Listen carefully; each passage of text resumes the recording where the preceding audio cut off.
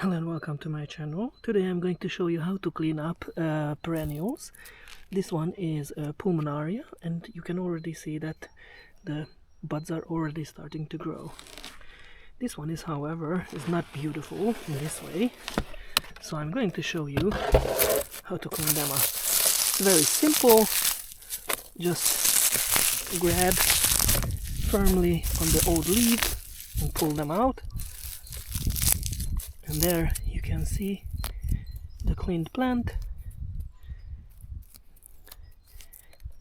and soon it's going to bring its first flowers.